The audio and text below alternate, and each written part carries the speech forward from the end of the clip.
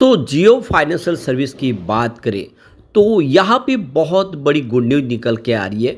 आप देख सकते हो कि एक के बाद एक इनको बिजनेस अपना आगे बढ़ाने के लिए परमिशन मिली है सरकार की तरफ से। और इसके बाद अब मुहूर्त ट्रेडिंग पे वैशाली पारेख की तरफ से स्टॉक को खरीदने की सलाह दी गई है।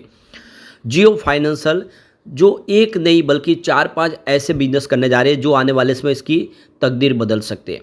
कंपनी इंश्योरेंस का बिजनेस, इसके अलावा कंपनी आप देख सकते हो कि डिजिटल बैंकिंग का बिजनेस और पेमेंट ऐप का बिजनेस सबसे बड़ा इनके लिए गेम चेंजर साबित हो सकता है।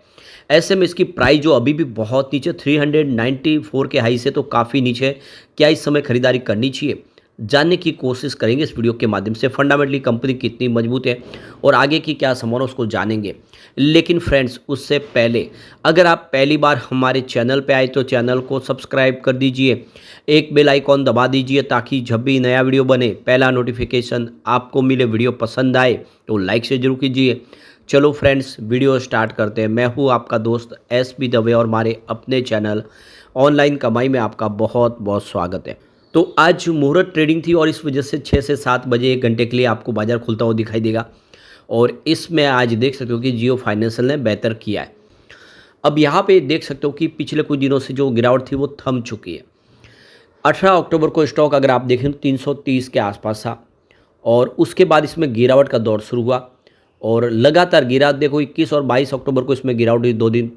23 अक्टूबर को जरूर इसने फिर कुछ तेज़ी बताई और 314 पर आ गया स्टॉक और उसके बाद देख सकते 24 अक्टूबर को 316 तक पहुंचा। लेकिन वो तेज़ी रह नहीं पाई। आप देख सकते हो कि 25 अक्टूबर को स्टॉक गिरते हुए सीधा 311 के आसपास आ गया। ये बहुत नीचे आ गया। लग रहा था कि अब 300 का स्तर भी टूटेगा, लेकिन ऐसा हुआ नहीं। 28 अक्टूबर को स्टॉक फिर से 316 पे पहुंच गया और इंट्राडे में 319 तक पहुंच गया। उसके बाद आप देखो कि 29 अक्टूबर को 326 तक पहुंच गया। लेकिन बड़ी बात यह है कि उस वहाँ से फिर गिरावट हो गई और 30 अक्टूबर को आ गया 319 के आसपास। यानी एक तरह से देखें तो इसमें बड़ी तेज़ी बन नहीं पा रही है। पॉजिटिव खबर के दम पे स्टॉक दौड़ता है, फिर स्टॉक थोड़ा नीचे आ जाता है। फाइनली स्टॉक फिर से 326 तक आ गया है और ये जो 326 की प्राइस है, यह अगर यहाँ पे टिका रह जाता 320 के ऊपर तो फिर एक नई तेज़ी के साथ स्टॉक आगे बढ़ता हुआ दिखाई दे सकता है। तो अब यहाँ पे देख सकते हो कि वैशाली पारेख ने बहुत ही शानदार इसके लिए टारगेट दिया, करीब 400 प्लस का टारगेट दिया है। मुहूर्त ट्रेडिंग के हिसाब से उनका हिसाब से ये स्टॉक को लेना चाहिए और 350 के ऊपर पहुंचने के बाद ये 400 तक जाता हुआ दिखाई देगा। तो मार्केट एक्सपर्ट वैशाली पारेख इस समय बहुत ज़्यादा बुलिश है मुकेश अंबानी की कंपनी जियो फाइनेंशियल सर्विस लिमिटेड को लेकर और ये स्टॉक लॉन्ग टर्म में बेहतर करता हुआ दिखाई दे सकता है। तो ईटी नाउ स्वदेश पर उन्होंने अपनी तरफ से राय रखी है कि ये इसकी लॉन्ग टर्म ग्रोथ स्टोरी बहुत अच्छी है। आने वाले समय जियो फाइनेंशियल बहुत शानदार कर सकता है। लॉन्ग टर्म का जिसके पास नज़रिया उसके लिए ये एक अच्छा स्टॉक है और इसका जो बाय का रिकमेंडेशन उन्होंने किया है ईटी नाउ संदेश पर और उनका कहना है कि ये स्टॉक आने वाले समय बेहतर करेगा। वैशाली पारेख का कहना है कि एक बाइंग अपॉर्चुनिटी है उनके लिए जो अभी तक इसमें निवेश नहीं किए। एक गिरावट का माहौल बना, इसमें एक शॉर्ट टर्म टारगेट जो इन्होंने दिया है वो 350 रुपये का है। यानी करंट लेवल से 325 के आसपास खरीदारी करते 350 का शॉर्ट टर्म टारगेट आपको देखने को मिल सकता है। और 350 के ऊपर अगर स्टॉक मेंटेन रह जाता है और वापस नीचे नहीं आता तो यह स्टॉक आने वाले समय 400 प्लस का टारगेट दिखा सकता है, यह वैशाली पारेख का कहना है। तो रिस्क रिवार्ड जो रेशियो लेके चल सकते हैं उनके लिए ये स्टॉक फेवरेबल है और आने वाले समय बेहतर करता हुआ दिखाई देगा। तो रिलायंस इंडस्ट्री से अलग होने के बाद इन्होंने फाइनेंशियल सेक्टर का जो बिजनेस है अलग किया कंपनी और अब उसमें insurance broking, payment bank, payment aggregator जैसे लाइसेंस शुरू हो चुके हैं और कुछ सब्सिडीज नई कंपनी भी लॉन्च की जा रही है होम लोन सेगमेंट को तेज़ी से आगे बढ़ाने के लिए और लोन अगेन म्यूचुअल फंड के लिए भी तैयारी कर रही है कंपनी। तो अब आप देखो कि जो बिजनेस है ये आने वाले समय तेज़ी से बढ़ते हुए दिखाई देंगे। सबसे बड़ा जो सपोर्ट मिल रहा है ब्लैक रॉक की तरफ से, हर बिजनेस में वो लगभग यहाँ पे 50% के पार्टनर बन रहे, दोनों मिलकर तेज़ी से अपने बिजनेस को आगे बढ़ाने की तैयारी कर रहे हैं। वैसे पिछले एक साल में 50% का इसने पॉजिटिव रिटर्न दिया है। Q2 कंपनी ने काफ़ी शानदार बताया। नेट प्रॉफिट कंपनी का 689 करोड़ के आसपास रहा है जो पिछले एक साल पहले 668 करोड़ के आसपास था।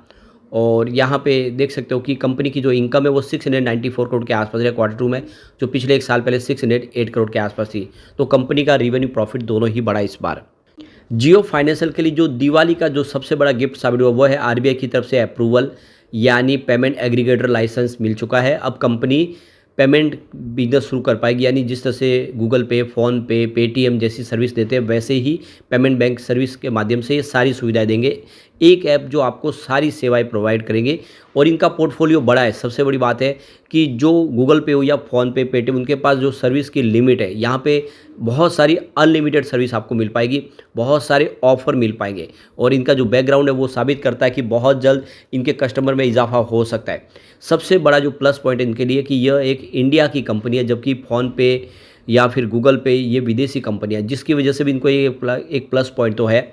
सरकार का भी इनके ऊपर पूरा सपोर्ट रहेगा। सरकार भी चाहती है कि जो ये पेमेंट बिजनेस जो सर्विस है, जो पेमेंट सर्विस प्रोवाइड करने वाली कंपनियाँ, उन पे पूरा का पूरा एक छत्र राज विदेशी कंपनियों पे न होना रखते हैं कि वो अपने हिसाब से पॉलिसी बदल सकते हैं और इसीलिए इंडिया की कंपनी का इसमें योगदान होना चाहिए। तो सरकार भी इसका पूरा सपोर्ट करेगी। ऐसे में आने वाले समय जियो फाइनेंशियल ऐप कमाल करता हुआ दिखाई देगा और ये इनकी जो पेमेंट एग्रीगेटर सर्विस है वो काफ़ी बेहतर कर सकती है, जो अब जल्द ही लोगों के हाथ में आएगी इसकी सुविधा। ऑलरेडी जियो फाइनेंस ऐप तो लॉन्च कर दी गई है, जिसके माध्यम से आप लोन ले सकते हैं, म्यूचुअल फंड का बिजनेस कर सकते हैं। बहुत सारी इसमें सेवाएं जोड़ दी गई है। कंपनी के बिजनेस की बात करो, डिजिटल बैंकिंग का बिजनेस, यानी आपके हाथ में आपकी बैंक, आप चाहे तो हर तरह की सर्विस का आनंद ले सकते हैं। आप किसी को पेमेंट ट्रांसफ़र कर सकते हैं, किसी से पेमेंट ले भी सकते हैं, आपको बैंक तक जाने की ज़रूरत नहीं है। तो हर तरह की बैंकिंग सेवाएं और बहुत जल्द आप अपना अकाउंट भी खोल सकते हैं और उसके माध्यम से आप हर तरह के ट्रांजैक्शन कर सकते हैं। इसके बाद बिजनेस जो है इनका यूपीआई पेमेंट का, अब आप कैशलेस यूपीआई फीचर का फ़ायदा ले सकते हैं। ये सर्विस जल्दी आपके हाथ में होगी और आप देख सकते हो कि आप उस ऐप के माध्यम से हर तरह के ट्रांजैक्शन कर पाएंगे। आप क्यूआर कोड के माध्यम से भी स्कैन करके प्रोवाइड कर पाएंगे पेमेंट, या फिर फ़ोन नंबर के माध्यम से भी अपना पेमेंट कर पाएंगे या फिर पेमेंट रिसीव कर पाएंगे। इसके अलावा इंश्योरेंस प्लान, हर तरह के कंपनी इंश्योरेंस प्लान प्रोवाइड करती है, चाहे आप व्हीकल के लिए हो या दूसरे हो, हर तरह के हेल्थ इंश्योरेंस हो। इस तरह से इंश्योरेंस के लिए इन्होंने एक बहुत मजबूत प्लानिंग कर ली है। बहुत सारी कंपनियों के साथ में बिजनेस टाइप हो चुका है।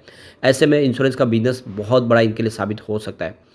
और इंस्टेंट लोन, बहुत जल्द आपको तुरंत ही लोन मिल सकता है। बहुत ही कम डॉक्यूमेंट के दम पे आप जियो फाइनेंशियल ऐप के माध्यम से लोन ले सकते हैं।